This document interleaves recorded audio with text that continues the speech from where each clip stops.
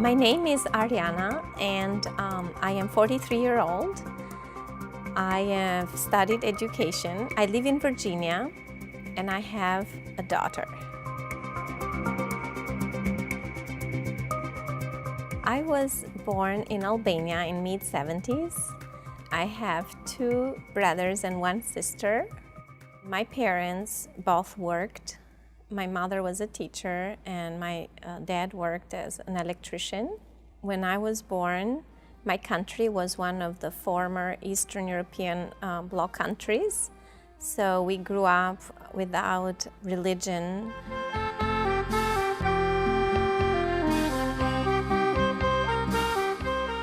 Even though my parents were very educated, even though we had the resources, the country was growing and changing in many ways, but there was not a lot of toys, or if they were more expensive, so we had a very simple childhood.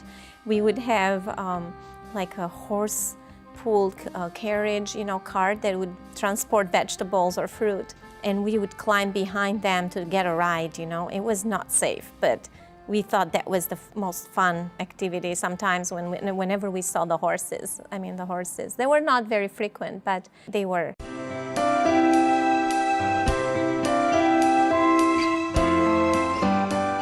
Hide and seek was one of our favorite games because it was so easy, you didn't need anything. If we had a ball, it was a luxury.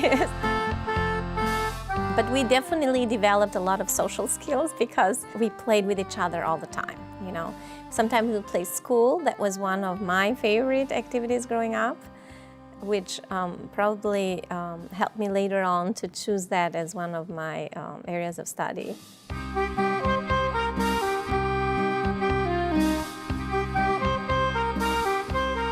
My parents were very concerned about our safety during the communism or socialism later on. We used to watch TV, very little, the national TV that was controlled by our national government. We were not encouraged to watch Italian TV. Even though we lived very close to Italy, we could actually, with very simple antenna, be able to listen to and watch Italian TV. And my dad knew how to do all that because he was very good at these things. However, when we grew up, he was very concerned we would get ourselves in trouble, during the regime. It was a very, controlling regime in the way you dressed, the way you talked. The neighbors could hear everything. The apartments didn't have, a lot of insulation. So there was this fear of growing up that we would do something that would get in trouble.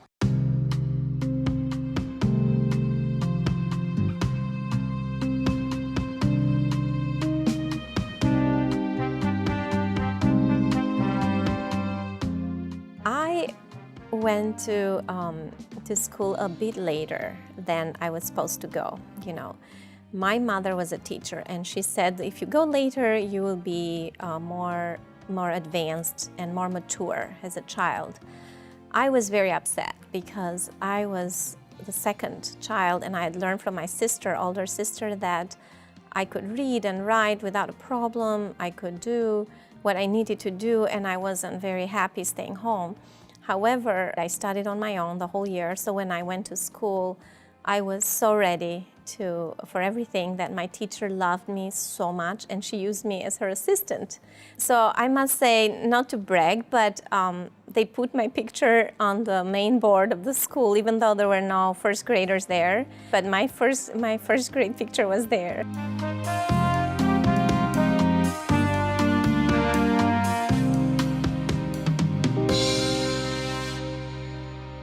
So one of our favorite activities that I'm still missing now as summer began is going to the beach. We lived very near the sea, the Adriatic Sea. Because my mother was a teacher, her summers were off. So we would go to the sea pretty much the whole summer.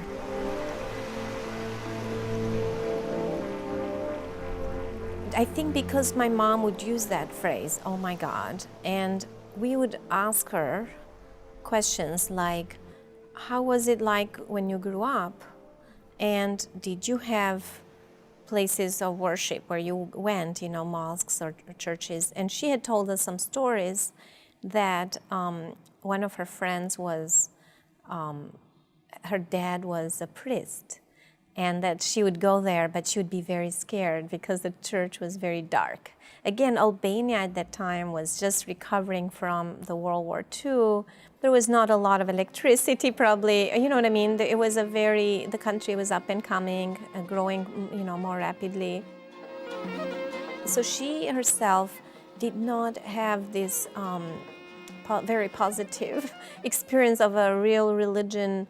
Now, I know that my grandma, her mom, had spoke more Turkish words in her vocabulary, and she would turn towards the picture of her husband, and she would say, "Oh, I can't wait to go where he is."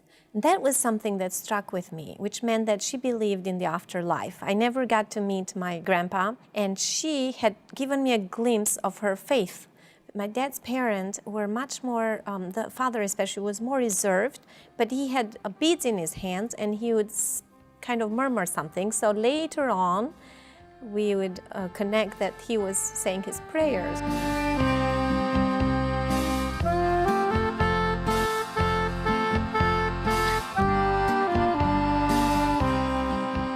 We didn't have just one close friend. We were like 4 of us that were very close together. And when the system was starting to change, a lot of change happened in many fields of the country, in many areas.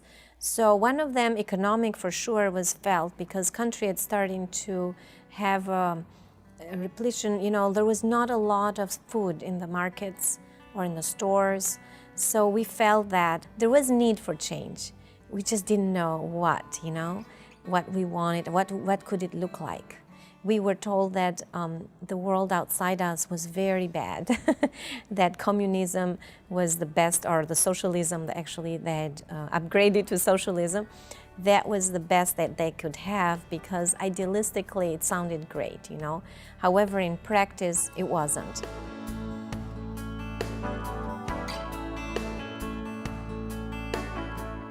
So I remember we had a cousin nearby, more distant cousin, and we were all the women together. I was in high school. We were talking about the changes that were happening, and the ladies started asking, "Do you believe in God?" So we started asking ourselves that question, and I was very firm about I don't believe in God, because I remember my mom had made that picture of believing not very positive, and it didn't seem like something that made sense to me, And then my cousin said, "We do," and they were very beautiful and intelligent people, and I was surprised, And my sister at that time lived in the dorm in another town, and so she had been exposed to some of her friends telling her about religion. So she had started to believe in God, she said.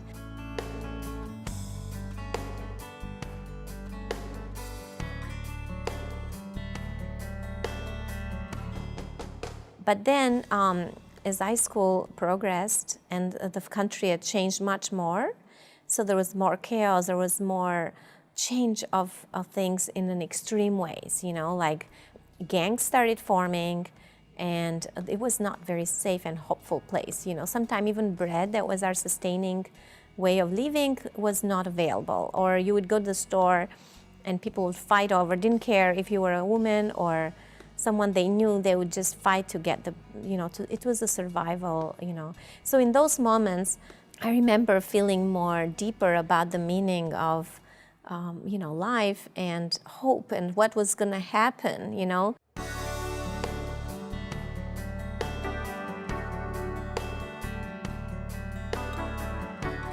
My cousin that had said that she believed in God one time told me that she saw that some young people from other countries were talking about spirituality and spirit and God, and if I would check it out, and they spoke English, and English was one of my favorite languages to learn. I was very involved with learning English besides school. I would learn on it on private. And she invited me to go to one of such meetings.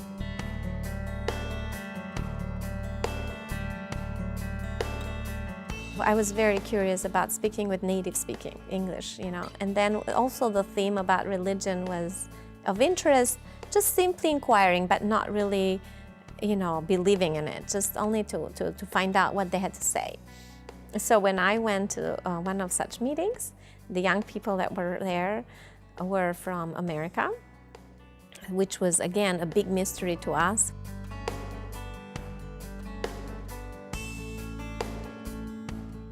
When I was listening to some of their, explanation of this new religion, which was the Baha'i faith, I was, very surprised to hear the way that they were explaining that, how it was in agreement with science.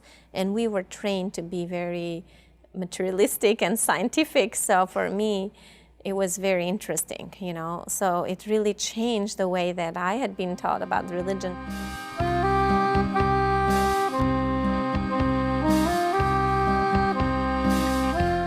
What I noticed also was that they were young people like me, maybe a little older, but they were very respectful, not pushy, and very open about their faith.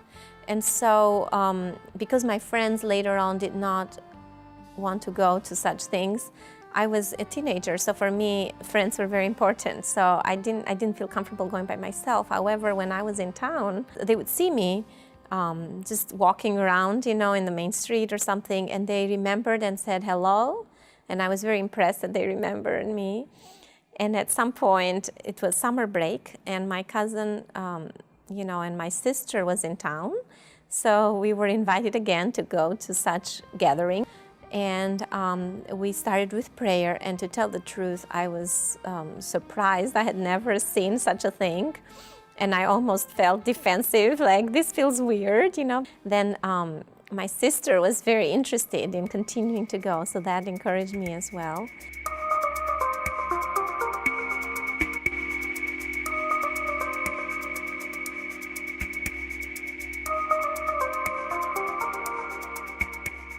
Some of these Baha'is that had come from different countries, one was from India.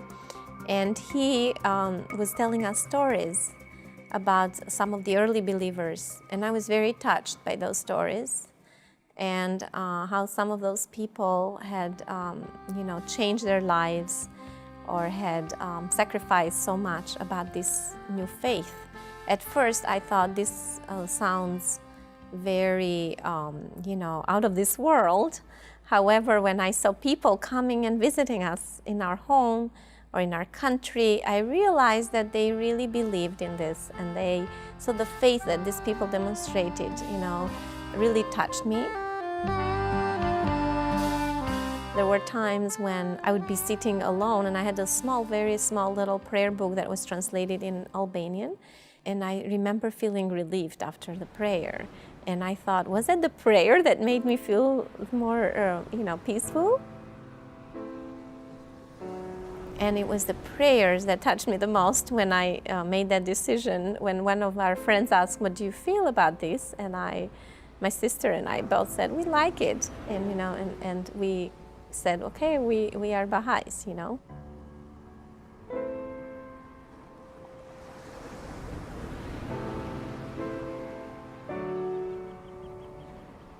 And after that, it became a sense of responsibility, of how we can really live these teachings, because they are wonderful, but how do we apply, and how do we internalize them, and how do we learn more about this,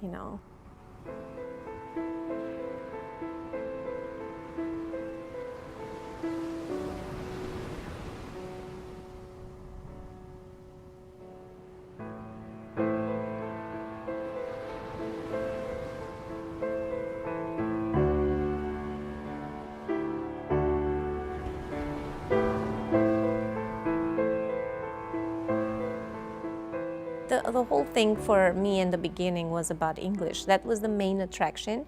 And as I was coming back, reporting to my mom, what did they say about this religion, it seemed like she was definitely curious, but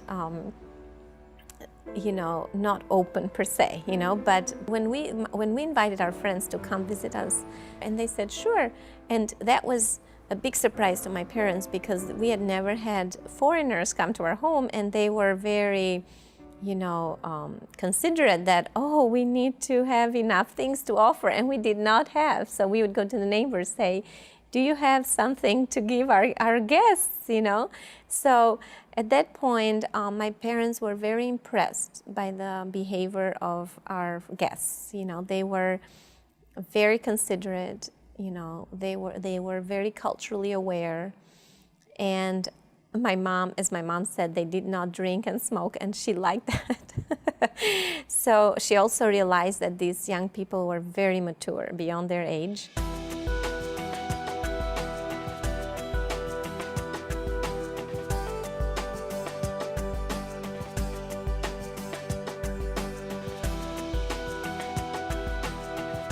So my home actually became a place where my friends would come over, and it wasn't as strange anymore. My mom would just be, they're the Baha'is, that's fine. And they would even sleep there. And we only had a small apartment, and they would be comfortable sleeping on the floor, and just so that we could just create friendships and, continue to talk and pray and, organize more events later on as we became Baha'i, So my parents were very open to it, They even let us going to out of town, going to villages. They trusted the Baha'i community, the Baha'is coming through.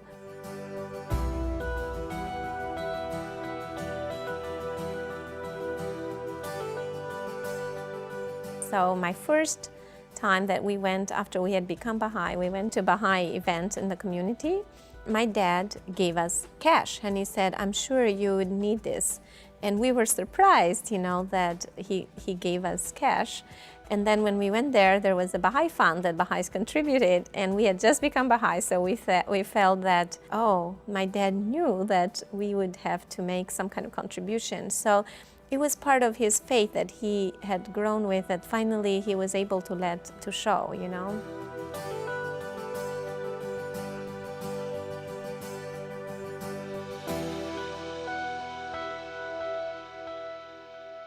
Becoming a Baha'i, for me, it was very important to feel a sense of peace and security, and it's like an anchor in my life, It gave me purpose.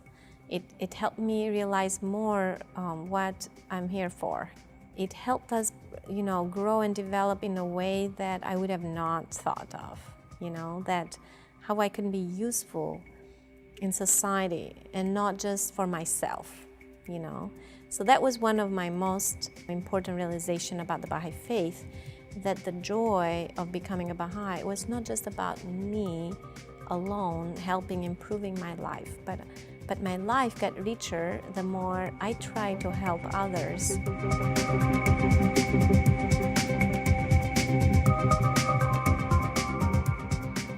It doesn't matter your past. If your heart is seeking, your answer will come as a breeze.